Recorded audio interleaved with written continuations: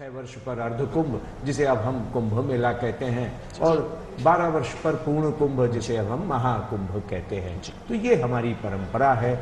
इसमें साधु संत हैं। साधुओं का है कि बार बार कर जोड़कर सविनय करूं पुकार, साधु संग मोहि दीजिए परम गुरु दातार। यानी कि साधुओं का संगत चाहिए हमें, और इसलिए हजारों करोड़ों लोग यहाँ पर साधुओं की संगत पाने के लिए, स्नान ध्यान दान की परंपरा करने के लिए चले आते हैं। ये सांस्कृतिक यात्रा है जो अनवरत चली आ रही है। हम उसके पड़ाव पर मौजूद हैं, ये हमारा सौभाग्य है। बहुत ही अच्छी बात सर आपने कही, हमारे दर्शकों को बताई कि महाकुंभ सिर्फ एक आयोजन नहीं, ना ये सिर्फ मेला है। महाकुंभ आस्था का प्रतीक है। महाकुंभ एक इतिहास है जो हमारी भारतीय संस्कृति को परिलक्षित करता है। सर अभी आपने एक इसमें इंगित किया कि इस महाकुंभ में प्रशासनिक और सरकारी रूप से काफी व्यवस्थाएं की जा रही हैं सुचारू रूप से। इस पर थोड़ा सा प्रकाश डालिए, क्योंकि इतने बड़े आयोजन जिस कई देशों को मिलाकर, शायद उनकी जनसंख्या मिलाकर प्रयागराज की इस धरती पर आबादी आ रही, उनके लिए किस प्रकार से व्यापक व्यवस्था, सुरक्षा और अन्य इंतजामात किए जा रहे हैं? देखिए, अगर पुराना मेला देखें तो सारे लोग मिलकर इसे कराते थे। यानी साधु होते थे, संत होते थे, प्रयागवाल होते थे। प्रयाग की अगर बात करें, प्रयागराज की बात करें, तो यहाँ के मेले में यही संस्थाएं लगी होती थीं। लेकिन धीरे धीरे भीड़ बढ़ती चली गई, व्यवस्थाओं की ज़रूरत आन पड़ी, तो लिहाजा शासन प्रशासन ने अपने हाथ में इसकी बागडोर ले ली। आज़ादी के बाद से ही यह तय हुआ कि शासन प्रशासन इसे बेहतर ढंग से कराएगा, क्योंकि हमारी सांस्कृतिक धरोहर है, हमारी सांस्कृतिक विरासत है, जिसे अगली पीढ़ी तक हमें ले जाना है, और अगली पीढ़ी तक ले जाना है, और अगली पीढ़ी तक ले जाना है। लिहाजा हमें लोगों को वो सुविधाएं देनी होंगी जिससे वो अपनी इन सांस्कृतिक और आध्यात्मिक परंपरा का निर्वहन कर सकें, और इसीलिए ये व्यवस्थाएं की जाती हैं। अब आप देखें, इस बार का मेला 4000 हेक्टेयर में बसाया गया है। जाहिर सी बात है कि इतने बड़े फैलाव के साथ जब मेला बनेगा तो फिर उसमें सुविधाएं देनी पड़ेंगी। अब जब हम ये मेला करते हैं तो पूरा का पूरा मेला क्षेत्र ये पूरी दुनिया में विख्यात है कि ये कुंभ नगर बन जाता है। एक नगर योजना के तहत इसकी बसावट होती है, एक नगर योजना की तरह इसमें सारी सुविधाएं दी जाती हैं। बिजली की व्यवस्था है, पानी की व्यवस्था है, चकड़ प्लेट बिछाकर रास्ते बनाए गए हैं, नदियों को पार करने के लिए 31 पांटून पुल। आप देखिए, किलोमीटर की रोड यहाँ पर बनी हुई है। बहुत सारे सब स्टेशन, विद्युत सब स्टेशन बनाए गए हैं, नलकूप बनाए गए हैं, चिकित्सालय बनाए गए हैं। तो आप देखें कि ये सारी व्यवस्थाएं यहाँ पर हैं। सबसे बड़ा जो चुनौती होती है वो होती है भीड़ प्रबंधन की, क्राउड मैनेजमेंट की। दरअसल इतनी बड़ी संख्या में हम ये कह सकते हैं कि श्रद्धालु बड़ी अनुशासित ढंग से आते हैं। कल जब मकर संक्रांति का स्नान हो रहा था तो हमने देखा कि श्रद्धालु जिस लेन में चलना है उसी लेन में चल रहे हैं, एक दूसरे का हाथ पकड़े हुए चल रहे हैं। एक दूसरे, कोई माँ अपने बेटे को गोदी में लिए है तो कोई बेटा अपनी माँ को पीठ पर लादे हुए है, कोई पिता का कुर्ता पकड़े चल रहा है तो कोई कांवर बना के माता पिता को ले जा रहा है, कोई पूरा गांव को एक रस्सी के घेरे में लेके चल रहा है, तो कोई एक डंडे पर लुटिया टांगे है, उसी लुटिया को देखकर पूरा गांव चल रहा है। भीड़ प्रबंधन के ये जन सामान्य के टोटके तो होते ही हैं, लेकिन शासन भी यह व्यवस्था करता है कि कोई खोने न पाए, कोई बिछोड़ने न पाए। यह अद्भुत है कि इस बार जब हम 21वीं सदी के 25वें वर्ष में हम ये महाकुंभ का मेला आयोजित कर रहे हैं तो हमने उन टेक्नोलॉजीज का भी साथ में रखा है, उन टेक्नोलॉजी को जो पूरी दुनिया को चमत्कृत कर रही हैं। अब वो आर्टिफिशियल इंटेलिजेंस हो, या फिर रोबोटिक्स हो, या फिर चिप कम्युनिकेशन हो, या फिर ऑगमेंटेड और वर्चुअल रियलिटी हो, हमने इन सब का इस्तेमाल करके रखा हुआ है।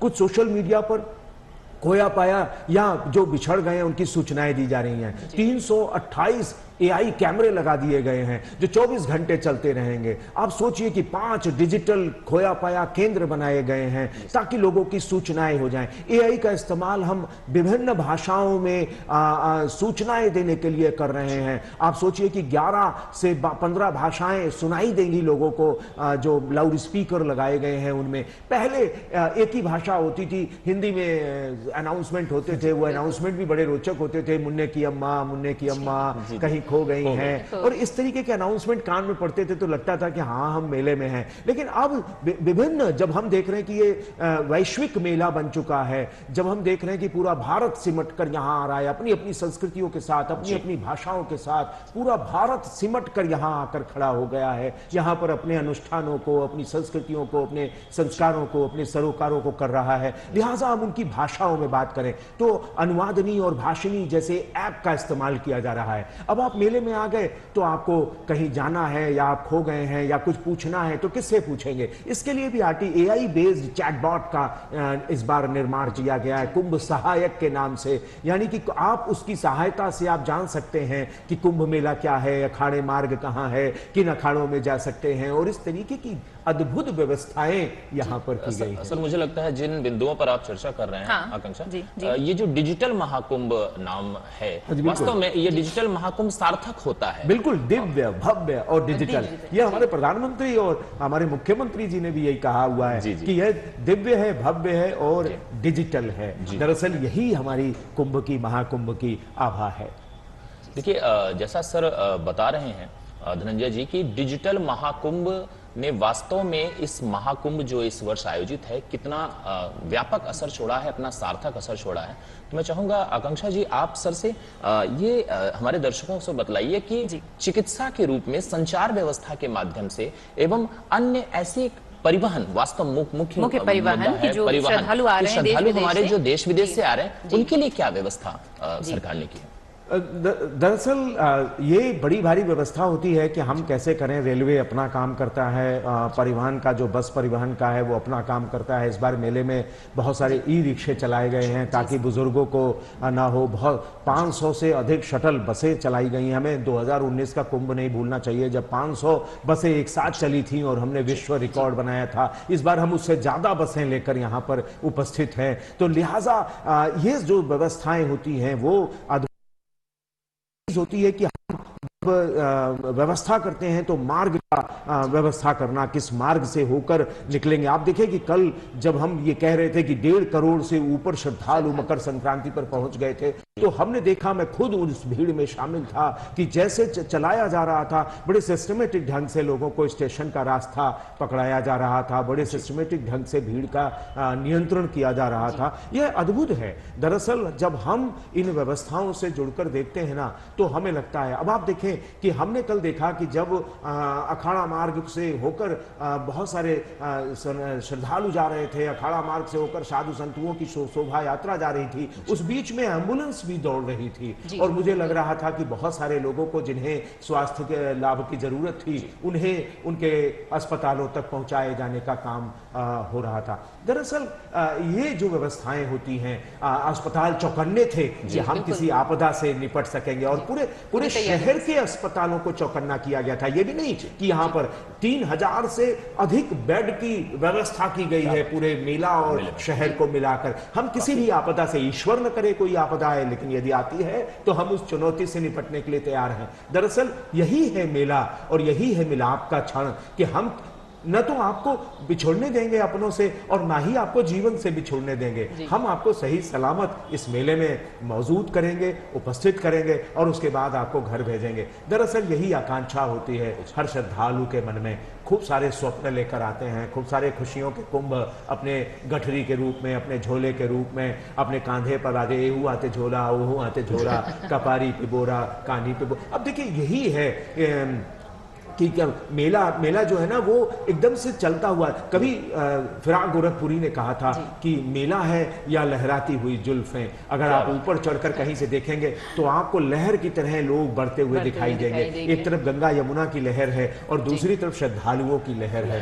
अजब दृश्य होता है। अगर आप देखें, इन दृश्यों को पकड़ने की कोशिश करें तो यह अद्भुत दृश्य है। यूं ही थोड़ी ना है कि विश्व भर का मीडिया अपने कैमरों को लेकर और उसके साथ श्रद्धालुओं के अपने कैमरे, यह अद्भुत है कि हम जब 25वें वर्ष में हैं 21वीं सदी के, तो हजारों लाखों कैमरे एक साथ अपने समय के इतिहास को दर्ज करते हुए यहाँ पर उपस्थित हैं। ये यूं ही नहीं बनता है मेला। अपनी संस्कृतियों को, अपने अनुष्ठानों को, अपने संस्कारों को, अपने सरोकारों को समेटे हुए लाखों लोग यहाँ पर चले आते हैं। अपने पीछे की सारी दुर्हुताओं को, सारी दुश्वारियों को, सब कुछ छोड़कर जब यहाँ आते हैं ना, वो मोक्ष की कामना होती है। वो मोक्षवास है जिसे हम कल्पवास कहते हैं, वो मोक्षवास है। हम अपने आप को नया करने के लिए यहाँ पर आए हैं। हमारी मानसिक शक्तियाँ नई हो जाएं, हमारी आध्यात्मिक शक्तियाँ नई हो जाएं। हम एक डुबकी ऐसी लगाएं, हे ईश्वर, हे गंगा मैया। वो कहते हैं ना,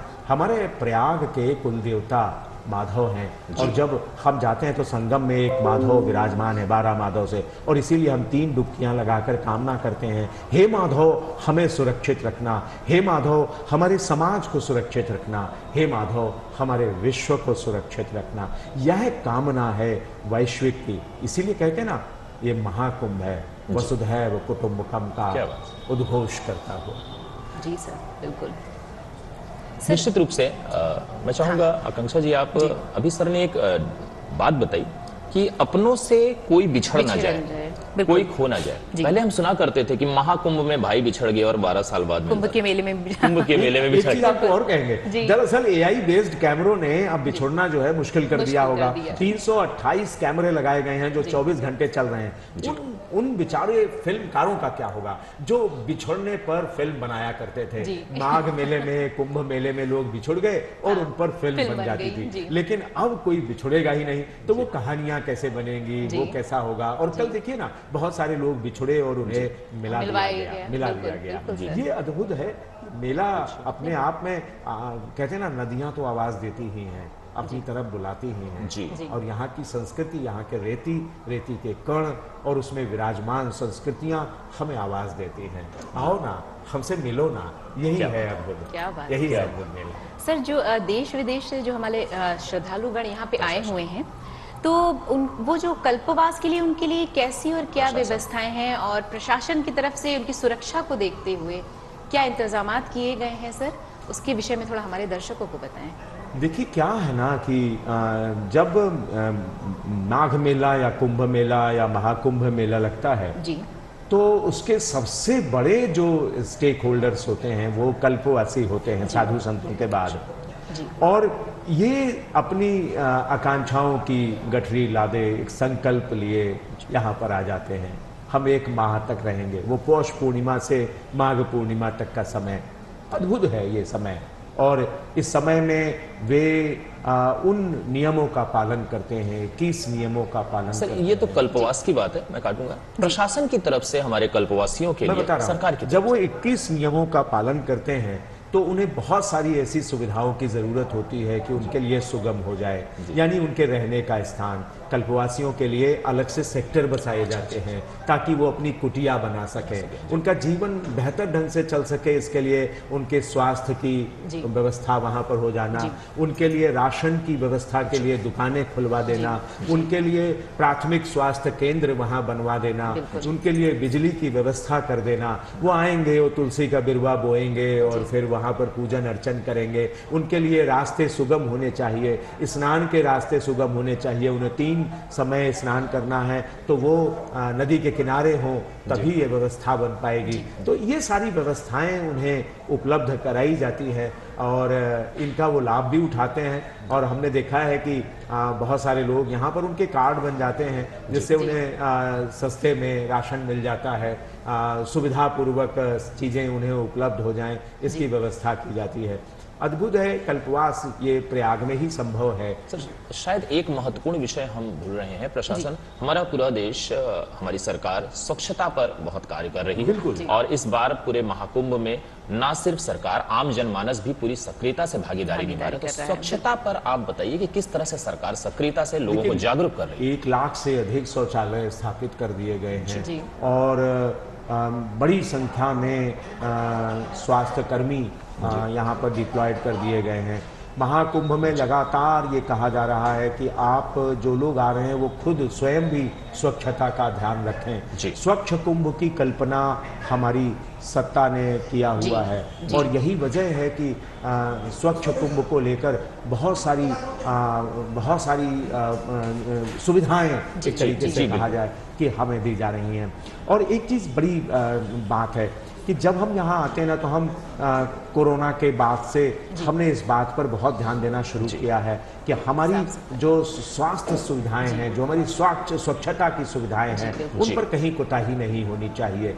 और 2019 के बाद कोरोना आया था, जब हम अर्ध कुंभ यानी कुंभ मेले में थे, उसके बाद का यह प्रयाग का महाकुंभ है। हमने ये कोशिशें की हैं कि यह प्लास्टिक मुक्त, पॉलीथीन मुक्त कुंभ हो जाए। हमने ये सुविधाएं लोगों को दी है कि यहाँ पर आपके निवृत्त होने के लिए जगह जगह पर शौचालय, जगह जगह पर व्यवस्थाएं की गई हैं ताकि आप वहाँ पर न करें। और मैंने ये देखा है कि कहीं भी लगातार सफाई अभियान चल रहा है। कल मैंने रेलवे स्टेशन पर भी देखा, बस अड्डे पर भी देखा और कुंभ मेले में भी देखा कि बहुत सारे सफाई कर्मी लगातार काम कर रहे थे। और बड़ाई करनी चाहिए उनकी, उनको धन्यवाद देना चाहिए, उनके प्रति आभार व्यक्त करना चाहिए कि उन्होंने एक सेकंड के लिए भी कहीं पर गंदगी होने नहीं दी। जैसे भी किसी ने अगर कुछ गंदगी मचाई भी तो तुरंत साफ कर दिया। ये अद्भुत है। हम जो मेले में आ रहे हैं लोग, उन्हें भी ये सोचना चाहिए कि हम किसी भी तरह की गंदगी, किसी तरह का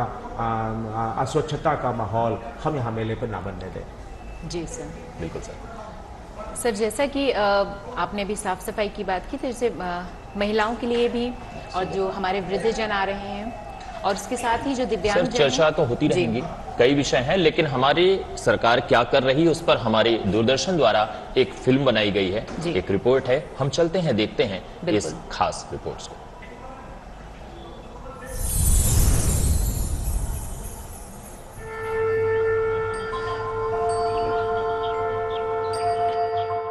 मैं अपर मेला अधिकारी प्रयागराज महाकुंभ मेला 2025। आज मैं सभी को ये बताना चाहूँगा कि आज महाकुंभ 2025 का स्नान सकुशल संपन्न हो रहा है।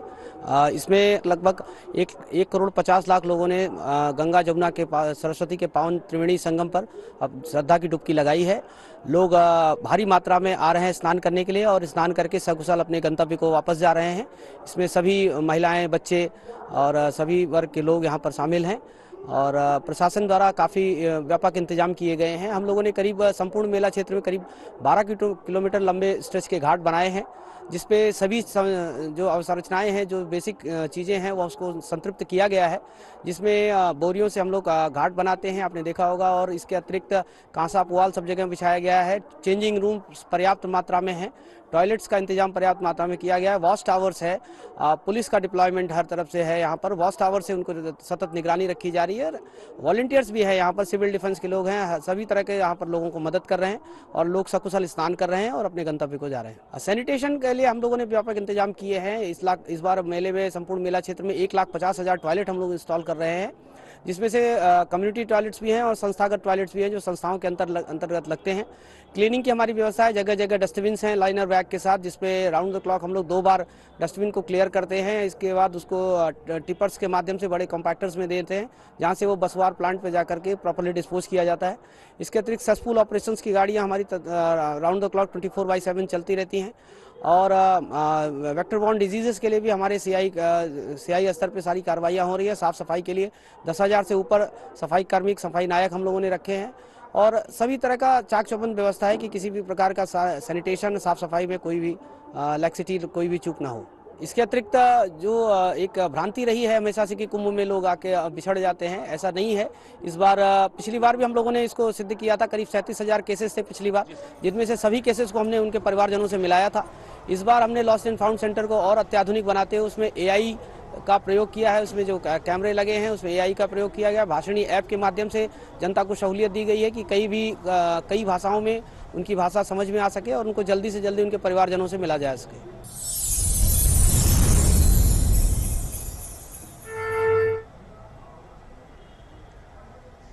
मैं बोलूँगा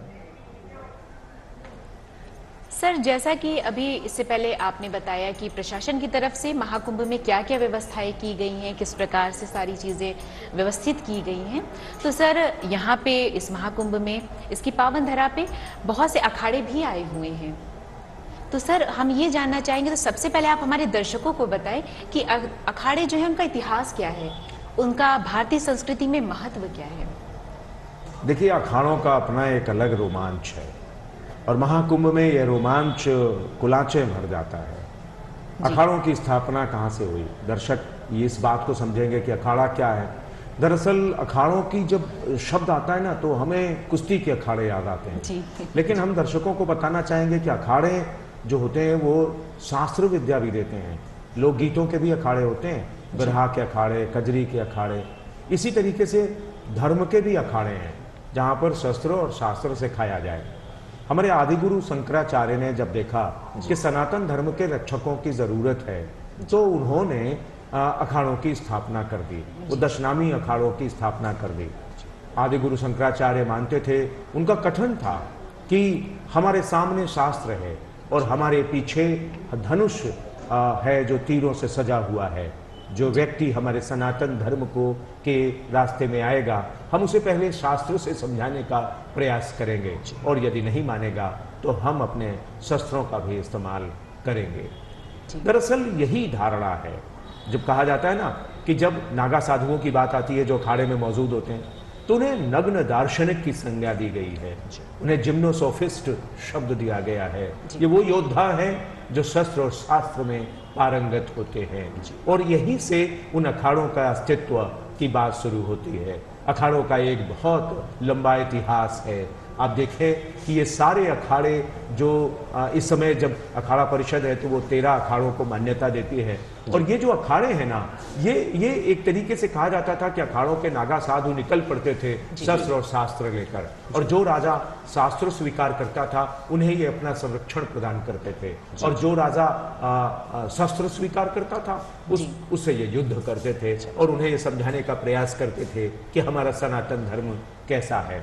जब शंकराचार्य ने अखाड़ों की स्थापना की तो वो शैव संप्रदाय, दशनामी उन्होंने अखाड़ों की स्थापना की, शैव संप्रदाय के थे। फिर वैष्णव संप्रदाय के भी अखाड़े आए और फिर उदासीन अखाड़े के भी अखाड़े भी बने। उदासीन वैष्णव धर्म से, वैष्णव संप्रदाय से जुड़े हुए जो रामानंद संप्रदाय था, निम्बार्क संप्रदाय था, रामानुज संप्रदाय था, तो वहां से ये वैष्णव अखाड़े बने और शैव अखाड़े वहां पर बने। अटल अखाड़ा सबसे पुराना अखाड़ा माना जाता है और जूना अखाड़ा सबसे बड़ा अखाड़ा माना जाता है। तो इस तरीके से अखाड़े हमारे पास आए। अखाड़ों के बीच में अपने वर्चस्व के लेकर विवाद भी होता रहा, लेकिन 1954 में अखाड़ा परिषद बनी और जब तब से कोई विवाद नहीं है और सब के सब उस अखाड़ा परिषद के मान्यता अनुसार ये तय करते हैं कि कौन पहले स्नान करेगा और कौन बाद करेगा। अखाड़े जो चलते हैं ना, उनका आप मंतव्य समझें। अखाड़ा ना हम अधिखंडो अखंड यत्र सा उदाहता, यह मंत्र है उनका।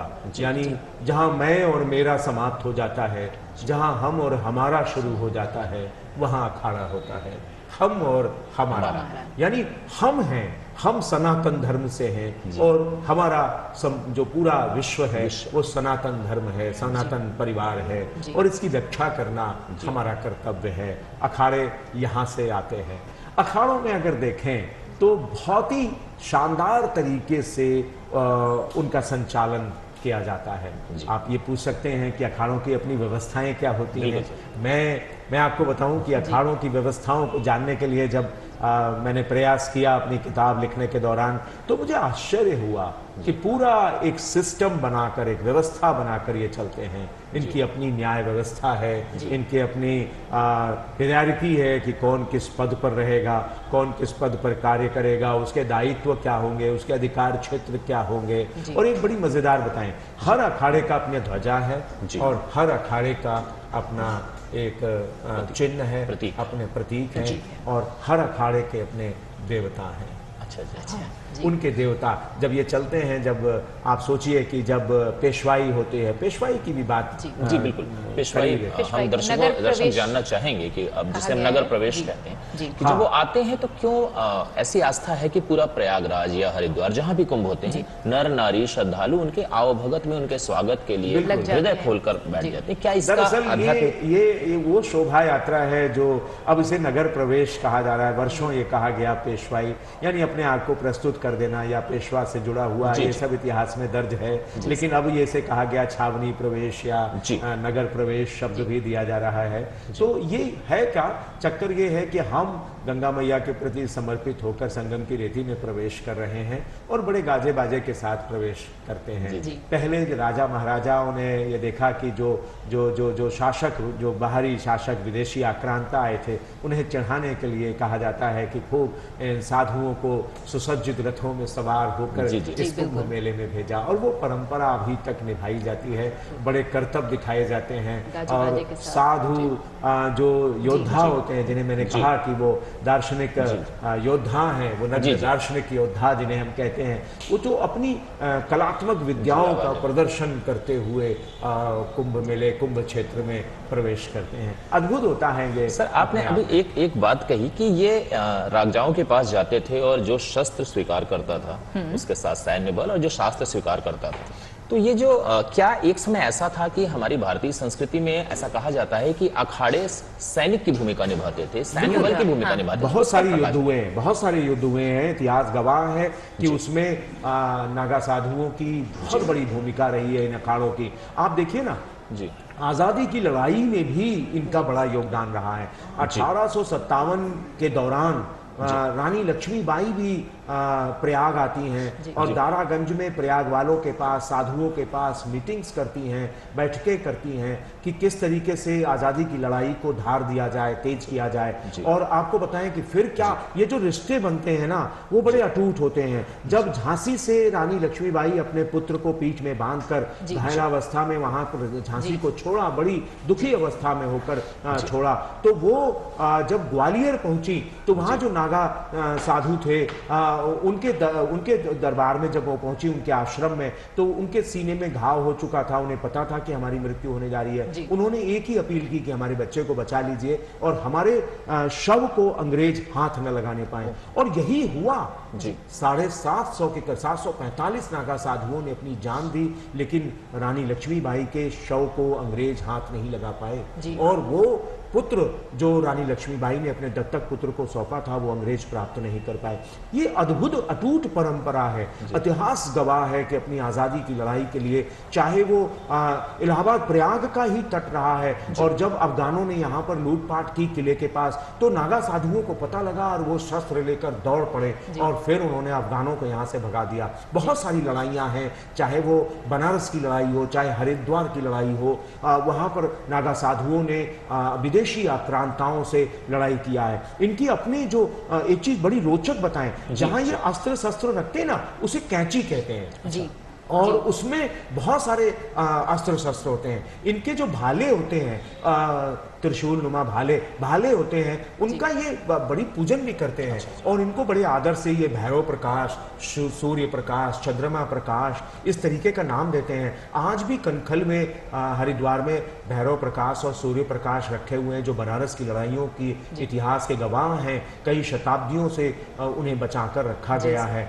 तो ये अद्भुत है परंपरा शास्त्र चलाने की। मैंने कहा ना, ये अपने आप में दार्शनिक, नग्न दार्शनिक योद्धा हैं, जिन्हें हमें ये देखना चाहिए। यूं ही थोड़ी ना है कि जब नागा साधु निकलते हैं, जब इनकी शोभा यात्रा निकलती है अमृत स्नान के लिए, तो वहां से बहुत सारी औरतें जो होती हैं, महिलाएं होती हैं, वो बालू रेत के कण उठा लेती हैं। मैंने पूछा कि आप इसका क्या करेंगे, तो बोले इसका ताबीज बनाएंगे और इसे अपने बच्चों के गले में पहना देंगे, यानी कपड़े में बांधकर अपने बच्चों के गले में पहना देंगे, तो उन्हें डर नहीं लगेगा, भय नहीं लगेगा। सर, ये जो आस्था है, ये एक विषय नागा साधु पर हुई, लेकिन हमने सुना है कि अखाड़े कई प्रकार के होते हैं, इस बार भी कई है उनके, तो हम हमारे दर्शकों को बताइए कि कितने प्रकार के अखाड़े हैं और उनका एक क्रम क्या है। जैसे स्नान के लिए क्रम होता है, उनका एक महत्व क्या है? मैंने पहले ही बताया कि जो अखाड़ों की स्थापना हुई तो शैव अखाड़े थे, धीरे धीरे अखाड़ों की दशनामी अखाड़े बनाए गए थे, दशनामी साधु बनाए गए थे, और उनमें जैसे हम लोग जाते हैं पुरी, गिरी, अरण्य, तो ये जो नाम होते हैं ना, ये 10 नाम है, और इनके साथ साधु बनाए गए। तो अच्छा, साधुओं में भी कई प्रकार होते हैं, कुछ बहुदक होते हैं, कुछ कुटीचक होते हैं, कुछ हंस होते हैं, कुछ परमहंस होते हैं। इस तरीके से इनकी श्रेणियां होती हैं, कैटेगरी होती हैं, श्रेणियां होती हैं। तो इन अखाड़ों में इन्हीं श्रेणियों के साधु मिल जाते हैं। तो शैव संप्रदाय के बाद वैष्णव संप्रदाय, मैंने अभी पहले भी बताया कि वैष्णव संप्रदाय आया। अब देखिए, आसीन, ऊंचे के आसीन पर पहुंचा देना साधना के द्वारा, तो उदासीन अखाड़े यहाँ पर आते हैं। तो शैव अखाड़े हो गए, वैष्णव अखाड़े हो गए, उदासीन अखाड़े हो गए। समय के अनुसार बहुत सारे अखाड़े और भी बने, लेकिन अखाड़ा परिषद बनी हुई है, तो वो जिनको मान्यता देती है उनको कहा जाता है महिलाओं ने अपने अखाड़े बनाए। लेकिन हम आपको यहीं पर, जब हम कहते हैं महिलाओं ने अपना अखाड़ा बनाया, लेकिन हमारे यहाँ जूना अखाड़े में माई अखाड़ा बनाया गया, यानी उनको वहां पर महिलाएं रह सकती हैं। और वहां पर यह भी कहा गया, सन्यासिनों का अखाड़ा कहा जाता है उन्हें, और बहुत ही उनकी भी अपनी परंपराएं हैं। तो जूना अखाड़ा सबसे बड़ा है, लेकिन सबसे पहले निर्वाणी अखाड़ा और अटल अखाड़ा स्नान करते हैं। उसके बाद सारे अखाड़े लाइन से क्रम बनाया जाता है और उस क्रम से स्नान करने की परंपरा है। सबसे बड़ा इनका जो अवसर आता है वो यही अमृत स्नान का ही अवसर होता है, जिसमें ये अपनी इस परंपरा का निर्वहन करते हैं। अमृत स्नान देखने का भी अपना बड़ा ही रोमांच है। जी। और बहुत सारे दर्शक, बहुत सारे श्रद्धालु, बहुत सारे लोग इसी को देखने के लिए यहाँ पर उपस्थित हो जाते हैं। कल मैं देख रहा था कितना नवाचार किया है साधुओं ने। और एक अखाड़ा हमारे सामने से गुजर रहा था जिसमें रजत, यानी एक तरीके से कहा जाए चांदी के सिंहासन थे, चांदी का इस्तेमाल किया गया था। उसी के थोड़ी देर बाद जो अखाड़ा आया उसने स्वर्ण का इस्तेमाल किया, सोने के निकल रहे थे। लेकिन उसके बाद जो इनोवेशन हुआ तो वो अद्भुत था। एक साधु के अखाड़े में बहुत बड़ा दिल बना हुआ था और ये बता रहा था कि देखो सनातन धर्म का ये दिल है और कितना बड़ा विशालता सनातन धर्म का। मैं उसे इस तरीके से व्याख्यापित करता हूँ कि लाल रंग का जो दिल बनाकर साधु महात्मा बैठे थे, उन्होंने दिखाया कि हम बहुत बड़े दिल वाले हैं, हम सारी संस्कृतियों को अपने भीतर समा लेते हैं। तुम गठरी भरकर लाना, लेकिन खाली कर देना यहाँ पर। यहाँ से जो गठरी में भरकर ले जाओगे ना, उसमें प्रेम होगा, सौहार्द होगा, बहुत सारी चीजें होंगी। तो इस तरीके से एक साधु महात्मा ने कमल बना रखा था, उसमें बैठे हुए थे। तो इतना नवाचार दिखाई दे रहा था, इतनी तैयारियां थी, कहने की बात ही नहीं। आइए सर, बहुत सारी। फिर हम देखते हैं अखाड़ों की जो गाथा है उसके विषय में हमारी विशेष रिपोर्ट।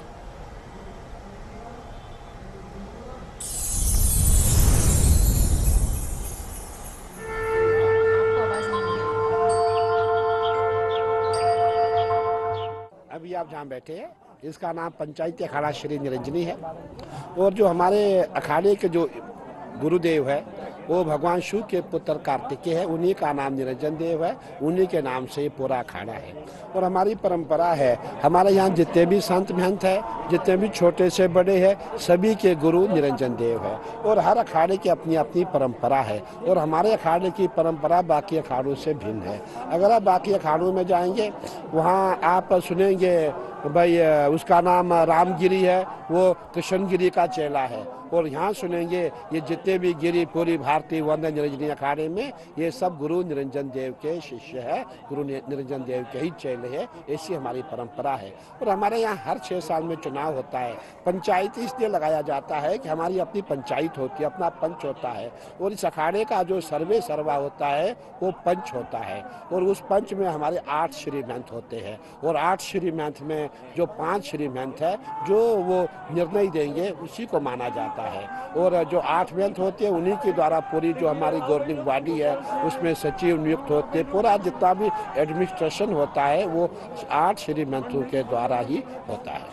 हमारे जितने भी अखाड़े हैं, सन्यासी अखाड़े हमारे शैव संप्रदाय है, भगवान शंकर के उपासक है।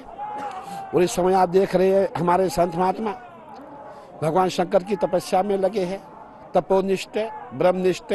आपको ऐसे ऐसे द्विज संत दिखाई देंगे 14 जनवरी के स्नान में कि आप उनको देखते रह जाएंगे। आपका जो मन है, आपका दिल है, ऐसा लगेगा इन्हीं के पीछे बाबा बन जाऊं, ऐसे दिव्य स्थान दिखेंगे। और मैं यही कहूँगा कि जो हमारा आने वाला जो स्नान है उसमें मानो तो हम है ही 33 करोड़ देवी देवता भी स्नान करते हैं। हमारे संत उस समय भस्मी लगाते हैं, जटाएं रखते हैं, लटाएं रखते हैं, इसलिए रखते हैं भगवान के गण रिझ जाएं, वो हमारे शरीर में आकर के प्रवेश करे, स्नान करे। ऐसा माना गया है जब भी हमारा महाकुंभ आता है उस समय जितने देवी देवता है वो गंगा जी में स्नान करते हैं। भूत प्रेत पिशाच यक्ष गंधर्व किन्नर जो भी यूनिया है वो सब गंगा जी में स्नान करती है, उनको मोक्ष मिलता है। उनको जो भी उन्होंने यम यम कामेत कामम, जिस जिस काम की उन्होंने चिंतन किया हो उनका फल उनको मिलता है। और यही प्रयास है हमारे जितने अखाड़े हैं सनातन के काम आए।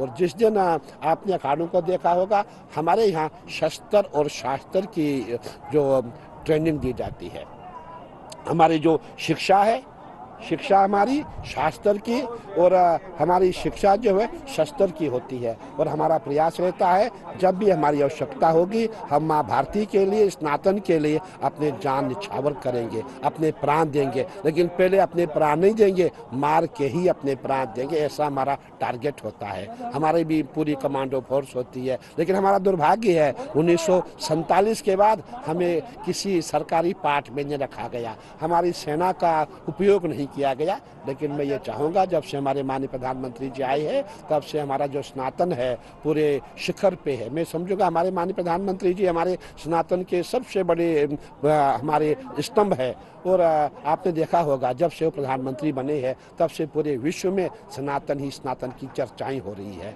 और हर जगह जाएंगे राम जय श्री राम जय श्री कृष्ण, अच्छा लगता है। संतों का अपना हमारे यहाँ एक मान्यता है, माता च पार्वती देवी पिता देवो महेश्वरा बांधवा शु भक्त स्वदेशे भगवंत्रयम। हम घर से संबंध नहीं रखते हैं।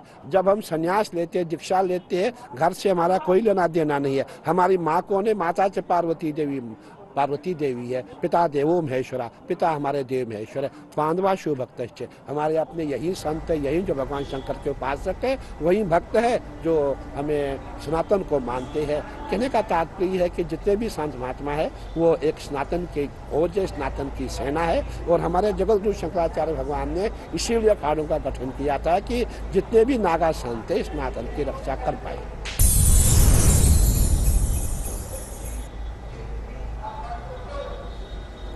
दर्शकों, जैसा कि अभी हम लोगों ने देखा कि अखाड़ों की गाथा, हमारी भारतीय संस्कृति में अखाड़ों का विशेष महत्व रहा है। साधु संतों का, नागा साधुओं का, इन सभी का काफ़ी विशेष महत्व रहा है। और इससे ही हम देखते हैं कि हमारे देश विदेश से जो भी श्रद्धालुगण आ रहे हैं, क्योंकि अखाड़े हैं, साधु संत हैं, तो श्रद्धालुगण तो अवश्य ही होंगे। तो आइए इसी पे हम हमारे आज के विशेषज्ञ से हम जानते हैं कि जो हमारे देश विदेश से श्रद्धालुगण आ रहे हैं और वो कल्पवास कर रहे हैं यहाँ की संगम की रेती पर, तो सर उसके विषय में हमारे दर्शकों को बताएं। देखिए, महाकुंभ मेला कई तरह का रोमांच रखता है। बिल्कुल। और जैसा हम लोग ने अभी देखा कि अखाड़ों का रोमांच, हमने बात किया अखाड़ों के रोमांच पर, नागा साधुओं के रोमांच पर। तो ढेर सारे नागा साधु ऐसे होते हैं जो तरह तरह के हठ लेकर बैठे होते हैं जी। उनके पास तक जाना, उनका आशीर्वाद लेना, श्रद्धालुओं को एक तरीके से कहा जाए उनके भीतर इस बात का आकर्षण होता है। आकर्षण है कि हम स्नान करेंगे, आकर्षण है कि हम ध्यान करेंगे। जब ध्यान आता है ना, तो ध्यान की परंपरा हमें साधु संगत में मिलती है। करत हूँ पुकार यार सुनिए गुहार मेरी, है ना। तो ये गुहार लगाना कहाँ जाएंगे लोग? तो वो साधु संत का एक तरीके से कहा जाए कि जो देश विदेश से श्रद्धालु आते हैं उनका आकर्षण इस मेले में स्नान है। तो ये साधु भी हैं और यहाँ सजने वाला मेला भी है। एक आकर्षण जो उन्हें यहाँ पर लेकर आता है वो कि हम इस धरती पर आएंगे तो हमें अपनी संस्कृतियों का प्रदर्शन करने को मिलेगा। ढेर सारे उनके पास अनुष्ठान होते हैं। मैं आपको एक बात बताता हूँ कि 2001 में जब मेला लगा था तो उस समय जब मैं मेले में घूम रहा था तो मैंने देखा कि सफ़ेद वस्त्र पहन के श्रद्धालु आए हुए हैं और उनके गले में मानव हड्डियों की माला है, छोटे किसी बच्चे की। और वो उस माले को पहनकर चल रहा है। एक व्यक्ति आगे चल रहा है और उसके पीछे 8-10 व्यक्ति चल रहे हैं। मुझे कौतूहल हुआ कि आखिर है क्या ये। मैं जूलॉजी का विद्यार्थी रहा, प्राणी विज्ञान का, तो मैंने पहचान तो लिया कि ये मानव हड्डियां हैं, लेकिन क्यों। तो मैं उनके पास पहुंचा तो पता लगा कि उनके यहाँ जब कोई बच्चा बिना जनेऊ और बिना मुंडन संस्कार के मर जाता है तो उसे वो गाड़ देते हैं, और फिर जब प्रयाग की धरती पर कुंभ आता है तो उसकी हड्डियों को लेकर वो माला बनाकर यहाँ आते हैं और गंगा मैया में उन हड्डियों को प्रवाहित करते हैं और ये कामना करते हैं कि हे गंगा मैया, इसे हमें फिर से हमारी गोद में भेज देना, ताकि इसके प्रति जो ऋण रह गया ना वो हम चुका लें। तो अद्भुत हैं ये कहानियां जो श्रद्धालुओं के साथ आती हैं।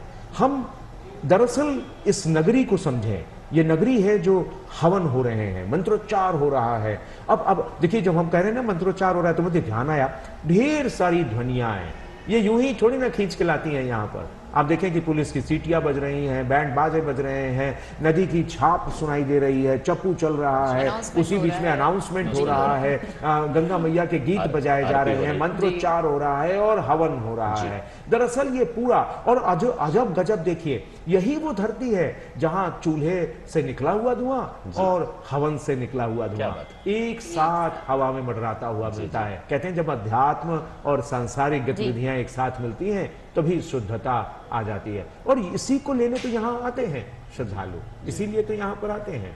वो कल्पवास अपने आप में इसीलिए तो है। जी सर, बिल्कुल। सर, अमृत स्नान का क्या महत्व है महाकुंभ में? देखिए, ये कहा जाता है कि ग्रहों की स्थिति पर हमारा कुंभ पर्व पड़ता है, महाकुंभ पर्व पड़ता है। जब प्रयाग में तब पड़ता है जब सूर्य मकर राशि में चले जाते हैं और बृहस्पति मेष या वृषभ राशि में चले जाते हैं। हम सब जानते हैं कि ग्रहों की स्थिति जब बदलती है तो समुद्र में ज्वार भाटा आ जाता है। तो जब ग्रहों की स्थिति बदलती है तो क्या नदियों के जल में परिवर्तन नहीं आता होगा? निश्चित आता होगा। हरिद्वार की एक संस्था ने जब वैज्ञानिकों के सहयोग से इसका परीक्षण करवाया तो पता लगा कि नदियों के जल में अजब गजब ऊर्जा आ रही है। उनमें एक विशेष प्रकार का करंट दौड़ रहा है, ऊर्जा के कण दौड़ रहे हैं। क्या इस ऊर्जित पानी में जब हम जल में स्नान करेंगे तो हमें क्या स्फूर्ति नहीं मिलेगी? क्या हम निरोगी नहीं होंगे? क्या हमें मानसिक शांति नहीं मिलेगी? जाहिर सी बात है कि इन सब के बीच में जब हम शांति की खोज में यहाँ पहुंचे हैं अपने आध्यात्मिक और सांस्कृतिक यात्रा के माध्यम से, तो हम चाहेंगे कि हमारी मानसिक शक्तियां तेज हो जाएं, हमारी जितनी चेता शक्तियां हो, चाहे व्यवहार की हो, चाहे समाज की हो, चाहे विश्व की हो, इन्हें नयापन मिल जाए। और यही नएपन की खोज के लिए ये सब अमृत स्नान, अमृत, उसमें अमृत तो फिर गंगा नदी में है ही है, लेकिन जो अमृत स्नान है उसकी कल्पना यही है कि उस अमृत से हम नहा लेते हैं जो हमें वर्षों वर्ष के लिए ऊर्जा प्रदान कर देता है। 12 वर्ष तक की बैटरी चार्ज हो जाती है यहाँ पर, और फिर 6 वर्ष के लिए, 12 वर्ष के लिए, और फिर आइए यहाँ पर स्नान कीजिए विशेष ग्रहों की स्थिति में, और फिर देखिए आनंद, फिर आपको मजा आएगा। जी सर, जैसा कि यहाँ पे हमारे देश के तो श्रद्धालुगण यहाँ आए हैं, विदेशों से भी बहुत से पर्यटक, यात्री, श्रद्धालु यहाँ आए हैं और भजन कीर्तन कर रहे हैं साधु संतों के साथ और कल्पवास कर रहे हैं। तो सर, इसका कितना महत्व है हमारे धरा पे भी? सर, विदेशी कई सैलानी आए हैं। देखिए क्या है ना, एक पूरी दुनिया इस समय स्ट्रेस में है, तनाव में है, पूरी दुनिया में होड़ मची है। अगर हम कहें होड़, हड़बड़ी और हड़कंप, पूरी दुनिया में मचा हुआ है। लिहाजा लोग अपने दिमाग को संतुलित करने के लिए, बैलेंस करने के लिए, अपने जो पूरे शरीर है उसका समन्वय बनाने के लिए यहाँ को देखते हैं, कुंभ को देखते हैं, महाकुंभ को देखते हैं। दरअसल सबसे आकर्षण का केंद्र कल्पवास होता है, यहाँ पर आकर रहना। जब हम कह रहे हैं कि विशेष ग्रहों की स्थिति में नदियों का जल हो रहा है, तो क्या पर्यावरण में नहीं हो रहा, प्रकृति में नहीं हो रहा? तो हमारे नदी के तट पर जब हम संस्कृतियां बसाते हैं, शहर बसाते हैं, तो इसीलिए कि नदियों का जो ऊर्जा है वो उससे हमारे पास के वातावरण में परिवर्तन हो जाए, और इसीलिए नदियों के किनारे कल्पवास की कल्पना की गई है। दरअसल हमारे जीव जगत में बहुत सारे ऐसे जीव हैं जो पूरे के पूरे अपने आप को शारीरिक रूप से नया कर लेते हैं, और ये जो नया होता है ना, वो अपनी सेल्स को भी बदल लेते हैं। और लेकिन आप ये सोचिए कि हम तो नहीं बदल सकते अपने शरीर को, तो हम क्या बदल सकते हैं? हम अपनी मन की शक्तियों को बदल सकते हैं, हम अपने हृदय को बदल सकते हैं, हम अपने कर्म को बदल सकते हैं, अपने अनुशासन को बदल सकते हैं, अपने व्यवहार को बदल सकते हैं। और यही है कल्पवास, एक तरीके का मुक्त विश्वविद्यालय, जहां आकर आप अपनी मानसिक शक्तियों के समन्वय को सीख जाएंगे, जहां आकर अपनी व्यवहारिक शक्तियों के समन्वय को सीख जाएंगे। और ये होता कैसे है? वो 21 नियम है। जब आप अनुशासन का पालन करते हैं, जब आप अनुशासन में रहते हैं, तो आप उनके पालन से अपने जीवन को बेहतर बनाते हैं। ये रिजुविनेशन का प्रोसेस है, ये अपने आप को नया कर लेने का प्रोसेस है, नया अपनी चेता शक्तियों को, नया अपनी मानसिक शक्तियों को, नया अपनी सामाजिक शक्तियों को करने का। सर लेकिन एक जो हमारे श्रद्धालुओं की, तीर्थयात्रियों की श्रद्धा है हमारे इस कुंभ को लेकर, इस पावन तीर्थ को लेकर, विभिन्न प्रकार के लोग, कोई आ रहा है तो अपने लोक गीतों को लेकर आ रहा है, अपने प्रांत की अपनी पहचान को लेकर आ रहा है, कोई विभिन्न प्रकार से अपनी अपनी आस्था को लेकर, उनकी श्रद्धा है, उस भाव को हमारे दर्शकों को बताइए कि क्या श्रद्धालुओं की इस श्रद्धा के बारे में। देखिए, और ये जो विषय है, इसको लेकर हम हमारी दूरदर्शन टीम ने एक विशेष फिल्म बनाई है। हम चाहेंगे हमारे दर्शक देखें कि हमारे श्रद्धालुओं की ये श्रद्धा को लेकर ये बनाई हुई फिल्म।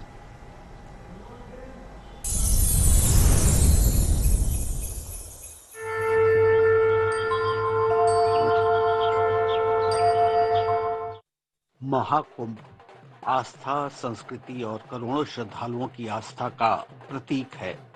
ये मेला न केवल एक धार्मिक आयोजन है, बल्कि हिंदू धर्म की गहरी परंपराओं और विश्वासों का प्रतीक भी है। 144 साल बाद पूर्ण महाकुंभ का आयोजन हो रहा है, जिसे लेकर श्रद्धालुओं में अत्यधिक उत्साह है। जानते हैं महाकुंभ के बारे में कुछ श्रद्धालुओं से। मेरा नाम गोविंद नारायण तिवारी है। मैं माननीय उच्च न्यायालय में अधिवक्ता हूं और प्रयाग की धरती से बिलोंग करता हूं। यहां का लोकल हूं, स्थानीय हूं। और जैसा कि पूरा प्रयागराज तीर्थपति ही आज सब कोई, जैसा कि ये पुराना कथानक है कि यहाँ जब समुद्र मंथन हुआ था, उस समय जो है अमृत का कलश निकला था। अमृत के कलश से जो है ये जो बूंद गिरी थी छलक करके, यहाँ पे गिरी थी संगम तट पे। तो यहाँ इसीलिए इस पर्व माना जाता है। बड़े बड़े संत महात्मा यहाँ आएंगे, यहाँ स्नान करेंगे। और हम लोग सौभाग्यशाली हैं प्रयागवासी कि हम लोगों को ऐसे ऐसे दिव्य संतों के दर्शन करने के जो है अवसर मिले हैं। और ये पूरा देश प्रदेश जो, जैसा कि प्रधानमंत्री जी ने दिव्य कुंभ, भव्य कुंभ और मुख्यमंत्री जी ने दिव्य कुंभ, भव्य कुंभ का जो दिखाया था, वो एकदम धरातल पे सही चल रहा है। और सभी यात्रियों का इस प्रयाग की धरती पे स्वागत है। मैं नरेश कुमार सिंह बुलंदशहर उत्तर प्रदेश से आया हूँ और यहाँ की व्यवस्था को देख करके मन प्रसन्न हो गया है। माननीय मुख्यमंत्री योगी आदित्यनाथ की जो व्यवस्था है, वास्तव में वो इतना मन को आकर्षित करती है, बहुत ही ज़्यादा। और मैं कहता हूँ कि योगी बाबा इसी तरह से देश की बागडोर को संभालते रहें और इसी तरह की व्यवस्था करते रहें। बहुत सुंदर व्यवस्था है। यानी 8 किलोमीटर पैदल चलने के बावजूद भी हमें किसी तरह की कोई थकान महसूस नहीं हो रही। जगह जगह पर स्वागत हो रहा है, जगह जगह पर पुलिस हमारी व्यवस्था में खड़ी है। बहुत चाक चौबंद व्यवस्था है, बहुत ही अच्छा प्रबंध है। শেফালি দাস, আমি বিহার পূর্ণিয়া থেকে এসেছি। আজকে 4 দিন যাবত আমি এসেছি। শুক্রবার এখানে ঢুকেছি। এখানকার সব ব্যবস্থা দেখে আমার মন খুশ হয়ে গেছে। এখানকার যোগী মন্ত্রী খুব সুন্দর কাজ করেছে। আমরা শুক্রবার থেকে এই কয়দিন থাকা খাওয়া আমাদের কোনো অসুবিধা হয়নি। খুব ভালো লেগেছে। এই যোগী মন্ত্রী এত সুন্দর ব্যবস্থা করেছে তা বলার মতো নাই। জয় শ্রীরাম জয়। నా పేరు సాయితేజ్, ఐఎమ్ ఫ్రమ్ హైదరాబాద్. చాలా ప్రయాగరాజ్లో చాలా బాగుంది త్రివేణి సంఘం. మన మోడీ గారు మన యోగి గారు చాలా స్పెషలిటీ చేశారు. It's good for Prayagraj. చాలా బాగుంది ఇక్కడ. All specialities so good. We are welcome to all of you Prayagraj. There is so good. Are peoples are coming. Prayagraj is very good. It's not so looking nice. It is so Triveni Sangam. Yes. और ज्योत से ज्योत जलाते चलो, ओ राम की गंगा बहाते चलो, राम की गंगा बहाते चलो। अरे ज्योत से ज्योत जलाते चलो, अरे ज्योत से ज्योत जलाते चलो, और प्रेम की गंगा बहाते चलो, अरे प्रेम की गंगा बहाते चलो। जिसका न कोई संग न साथी, ईश्वर है रखवाला है, जिसका न कोई संग न साथी, ईश्वर है रखवाला है। राह में आए जो दीन दुखी, राह में आए जो दीन दुखी, और सबको गले से लगाते चलो, अरे सबको गले से लगाते चलो, अरे सबको गले से लगाते चलो। तो दर्शकों हम लोग ने देखा कि यहाँ पे आए हुए जो श्रद्धालु हैं उनके मन में कैसी भक्ति है, भाव है, उनके मन की क्या श्रद्धा है। सबके मन में बस एक ही चला जा रहा, गूंजता जा रहा है, गंगा मैया की जय, गंगा मैया की जय। तो हमारे जो विशेषज्ञ हैं आज, इन्होंने बहुत ही महत्वपूर्ण जानकारियाँ दी, हमें महाकुंभ से संबंधित इतनी विशेष बातों से अवगत कराया। सर, इसके लिए आपका बहुत बहुत धन्यवाद। आपका भी धन्यवाद। दर्शकों, उम्मीद करते हैं कि आज का कार्यक्रम आपको पसंद आया होगा। प्रतिदिन प्रातः 9 बजे से 10 बजे तक हम आपसे विशेष ऐसी जानकारियों से मिलते रहेंगे। तब तक के लिए जय तु महाकुंभ, जय तु सनातन। नमस्कार।